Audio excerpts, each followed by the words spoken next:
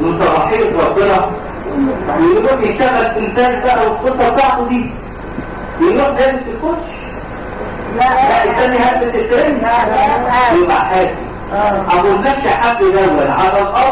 الارض مسدده هناك هي بروز طينه فالطينه والبروز دي بتروح تعمل ايه؟ تسديد كده لبطن القدم بطريقه تلقائيه فتلاقي جهاز المناعه بتاعه احسن منه ومنك صح ولا لا؟ ده بيحصل عشان كده في حديث عن النبي صلى الله عليه وسلم امرنا ان احنا ايه؟ ان نستحفي يعني نمشي حافيين مش الولد اصحى تلبسه الكوتش اعمله كذا والولد لو حميت وطلعت بس اوضه النوم 5 دقايق ورجع على الدكتور وتلاقي ابن البواب ولا بنت البواب لو واقفه حافيه مش لابسه وتلاقي البنت على الارض وبتاع المزازه واقعه من الصداع تفتح حطاطه انا ايه ده؟ فيروح حط بقى تفكير يقول لك ما ربنا بيدينا شويه فلوس عايز يدينا فلوس وكمان مش هيدينا امراض ايه ده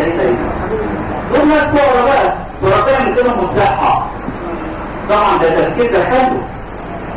لكن في ناس ربنا بيديها وفاضل ناس عارف صحتها صح ولا لا؟ مش هيخد وهات لا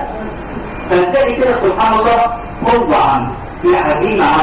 عنده الكذلك جهاز المناعه قوي جدا عنده بسبب انه بيمشي ايه؟ حاجه فبروح معايا هنا بعض الناس بقى في دريم لاند وبتاع عندهم فعلا فلقيتهم بقى كل يوم الصبح يروحوا ايه؟ حافيين ويروحوا يمشوا في الجنينه ايه؟ بتاعتهم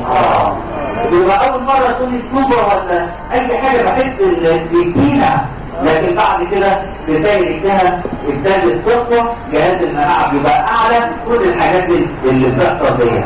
ده عشان بس مش ايه حاسس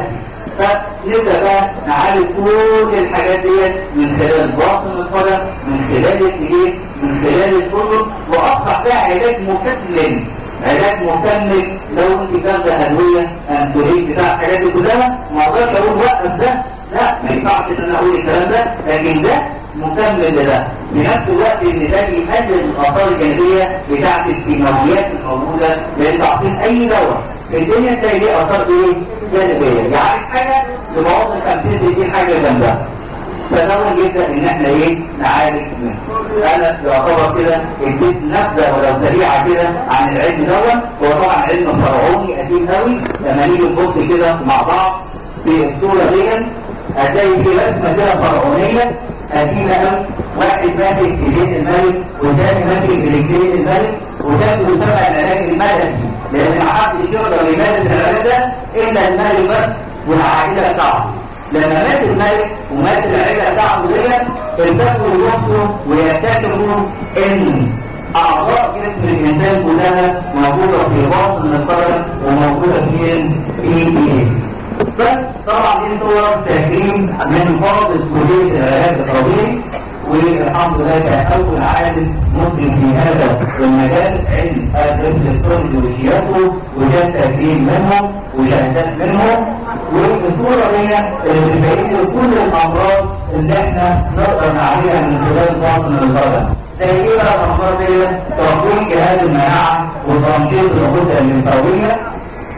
تحسين وظائف الكلى والكبد تحسين وتنشيط الدوره الدمويه كامله استعاده بهجه الحياه ناس عندها اجتهاد ويقول لك احنا عاملين نفسيا والدنيا والدين لا ده نقدر نعالجه تحسين كفاءه جهاز الهضم الناس عندها مشاكل بوابر الهضم ارتجاع في المريء علاج الام المفاصل والكتف والمرفق الام المفاصل والكتفين اهو ماشي علاج الام مفاصل الفخذ والركبه والقدم علاج اللمبات واللمبات ده اللي هي الام اسفل الظهر الناس اللي لها مشاكل كده عند العمود الفقري علاج الخشونه بين الفقرات علاج الارهاق والتواصل والارهاق مشاكل الكلى والكبد علاج جميع انواع الصداع علاج